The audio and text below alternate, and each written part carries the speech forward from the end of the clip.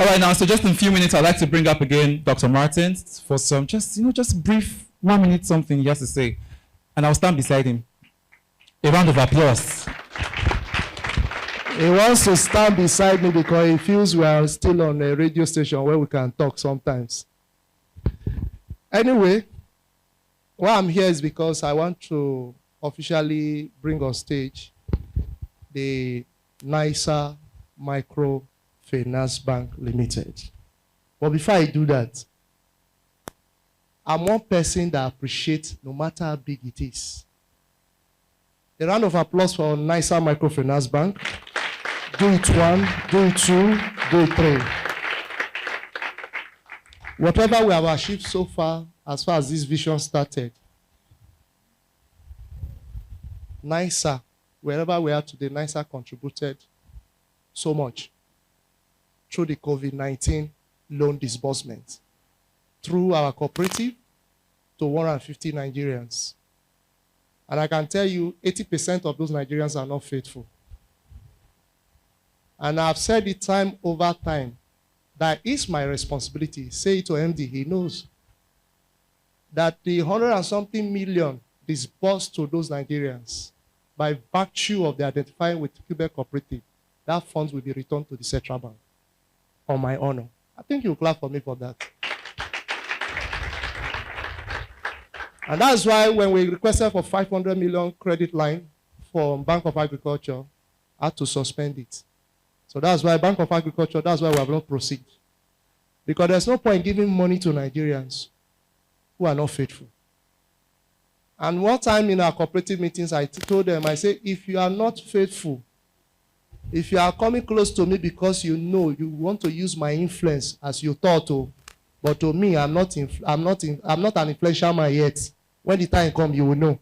So if you want to use my influence to say because you know I have access to Nirsal or Bank of Agriculture or to NAFDAC or to FCCP or to Minister of Agriculture to do things that are not right, be 100%, 100 meters away from me. Join two hands together. Let's welcome Nirsal Microfinance Bank, representing the headquarters, representing our branch to take over. Thank you, sir. Thank you so much. Thank you. Is it still good morning or is it good afternoon now? I need to check. It's afternoon actually. So good afternoon, ladies and gentlemen.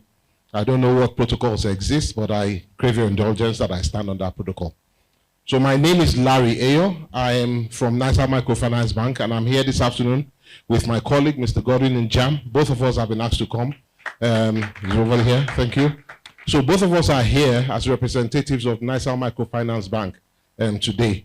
The fact that we were invited to come to this event by the organizers and the executive management of the bank thought it fitting that, yes, this is in line with what we do in our bank. So they thought it fit to pick some of us, very highly placed officials in the bank, and ask us to come here to represent the bank. That shows you that we're in support of what this program is all about. You know, embracing agriculture is not an option, it's a prerogative. It's not an option for Nigeria or for Nigerians. Embracing agriculture is a prerogative, meaning it is something that we must compulsorily do. You know, I had the privilege of going to an Asian country many years ago, precisely China. One of the questions that used to bug me or bother me was a country of a population of, I think by now, probably over 1.4, 1.5 billion naira. People, sorry about that. You understand now, bank ID. You know? So I used to ask myself, how is it possible that these people can feed themselves? 1.5 billion people. There are about 210, 220, 225, I don't know. Well, how is it possible? So on that trip with the people I went with, I went for an event. So we were traveling out of a major city, going into the hinterlands, in relation to what we went for. And then suddenly I saw a convoy of many trailers. We had crossed to, after a toll gate, I think we had to stop by the side of the road. I don't know why we stopped. So I suddenly saw a convoy of many trailers driving into the city from outside of town, like driving from out of Abuja, driving into the city. So I was curious. So as they passed, I turned and looked because the backs, you know, the trailer is moving. The back is open, it was not covered. So I turned and looked, what are they even carrying? And what did I see? All of those trailers, very many of them, they must have been more than 20 or 30 of them. All of them were carrying pineapples.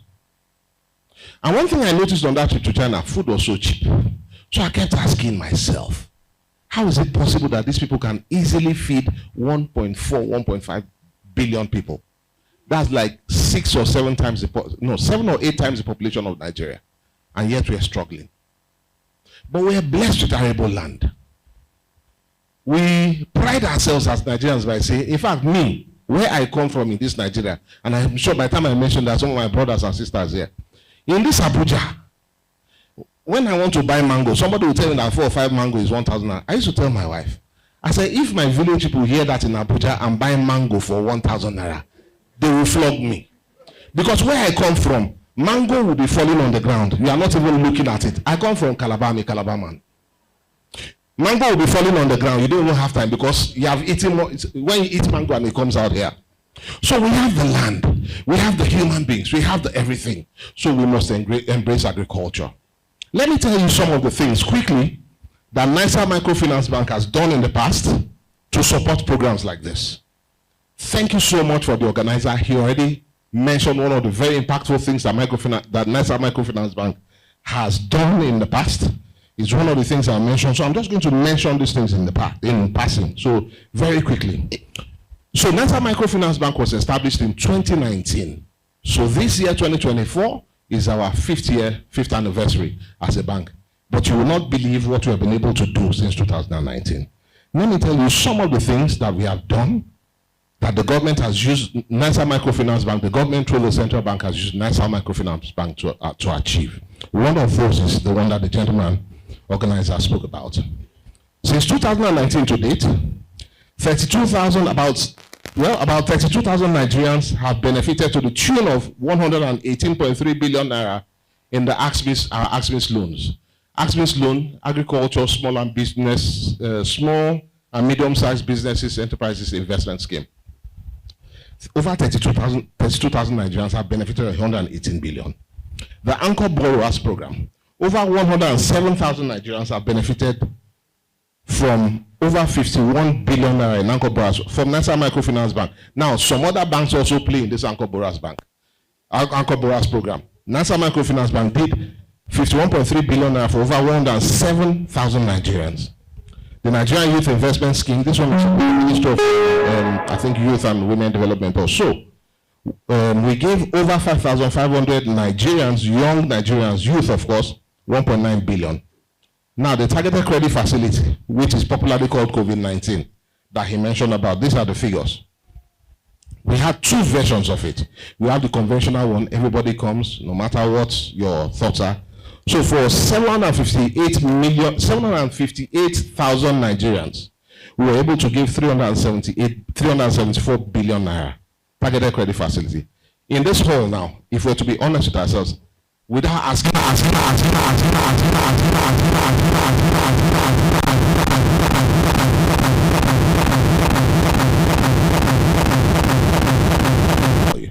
so that's one aspect of the targeted credit facility, the COVID-19 fund. We also have the non-interest version of that same COVID-19 fund, meaning that for these ones, we are not charging them interest.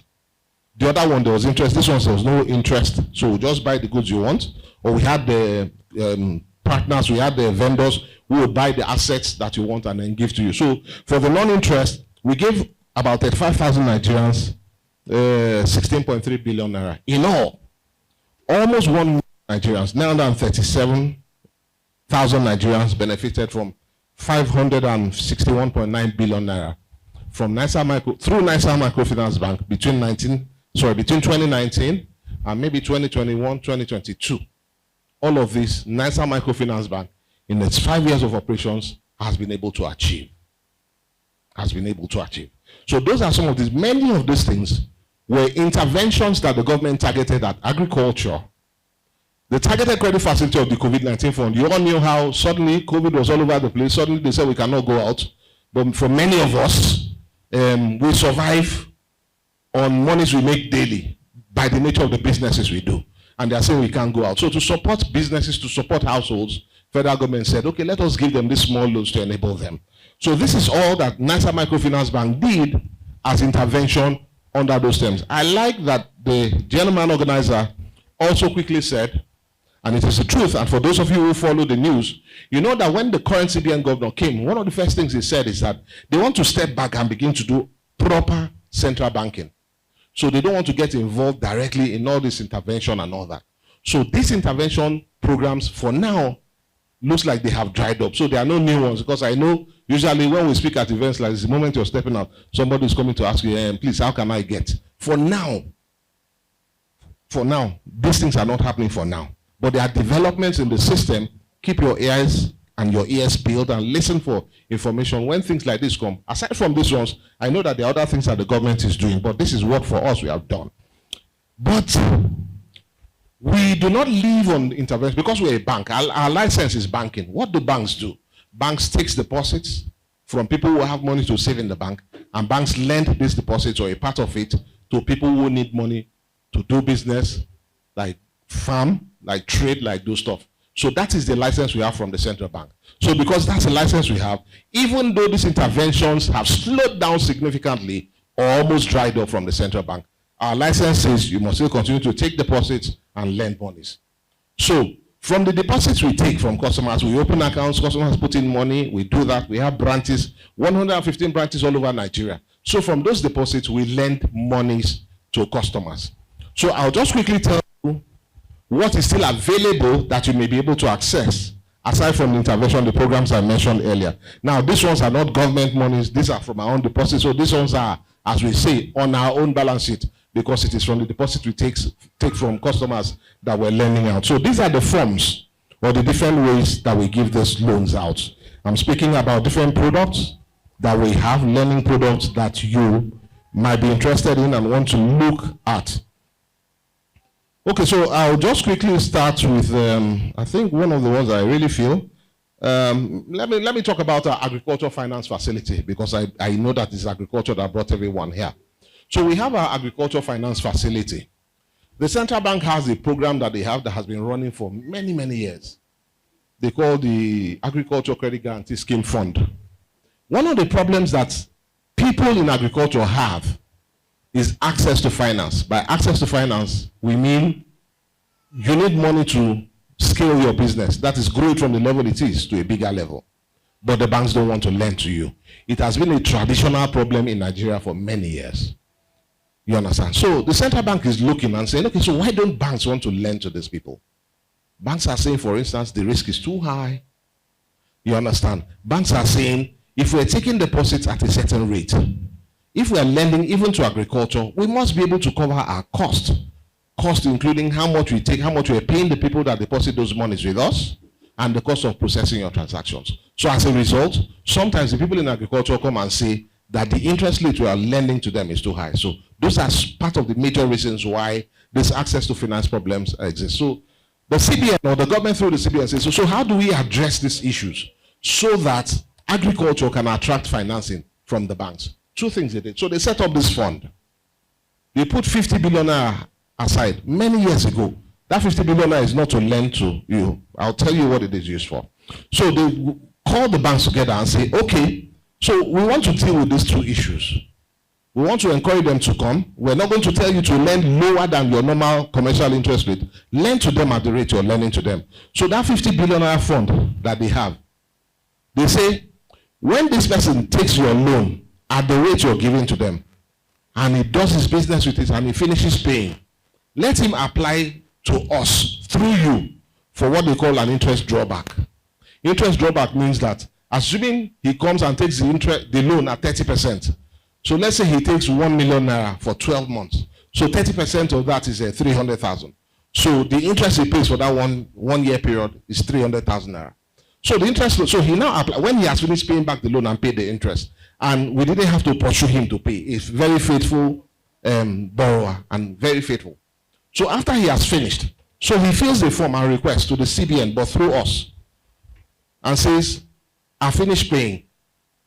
You said there's interest drawback on this. So the interest drawback means that out of the 300,000 or the 30% that he pays, the central bank will refund part of it to him.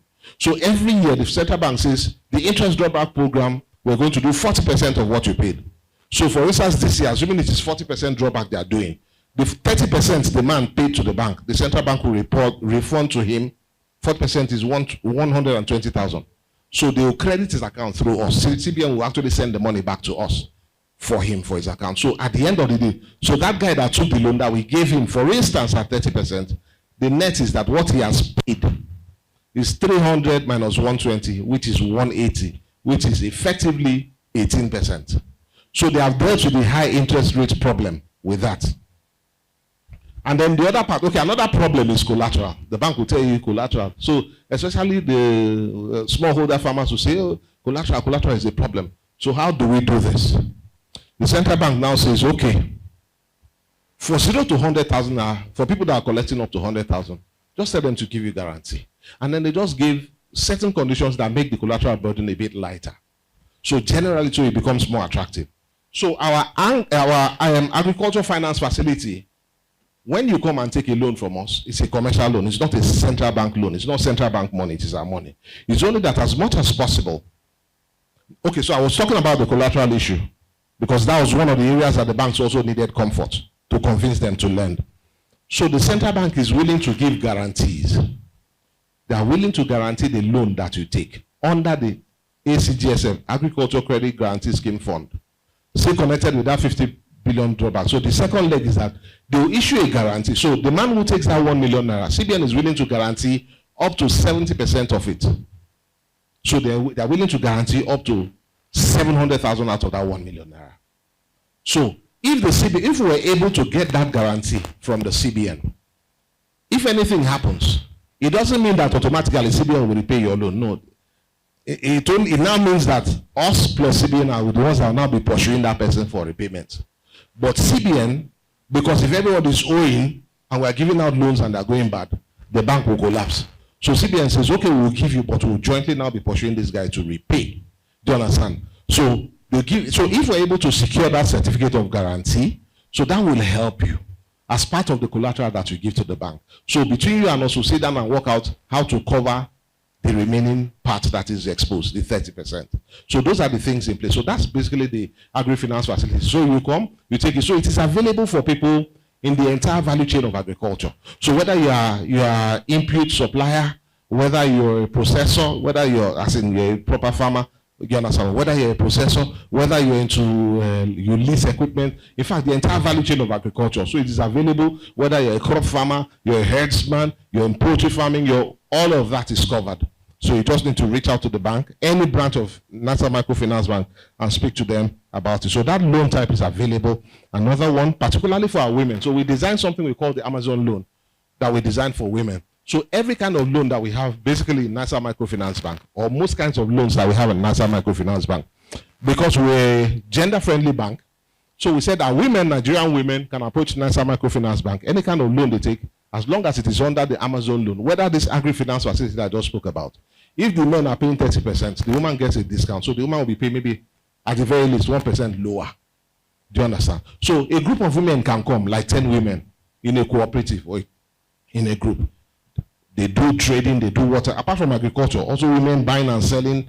As long as you know, you can form yourself into a group and approach Nirsal Microfinance Bank. As a group of women, you can take the Amazon loan, good interest rate, security also very flexible. Security depends more on all of you in that group pursuing each other and making sure that everybody, because you all guarantee, you understand, what we call a cross guarantee. So you guarantee everybody there. So that's why we say you must know yourselves. You are the ones that will form yourself into a group. You are not the one that will force you upon yourselves. You form yourselves into a group, come to the bank, you understand. So you give cross guarantees, he will pay, he will pay, he will pay. Everybody will guarantee you also.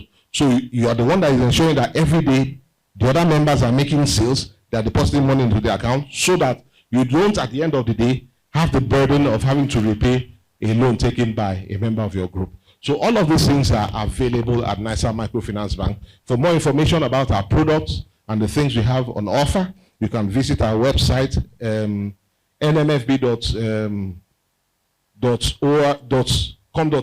I beg your pardon, nmfb.com.ng. It is there. We're very active also on social media. You'll find some of our product offerings also shared there from time to time. We have our branches. We have a branch in Area 10 at the post office at Area 10. We have a branch there. We have a branch in Kuba. We have a branch in Buhari. We have one in Kuje. We have one in Gwagwalada. We have in Maraba. So we have, at least for, I believe that most of the people present here are in the FCT, so we have. But all over the country, we have 115 branches in towns and cities across Nigeria. So you can walk into any one of these ones and inquire and speak to them about your need, about the business you're doing, and get advice on what loan type is best for you. Thank you so much, ladies and gentlemen. I hope I was able to contribute something.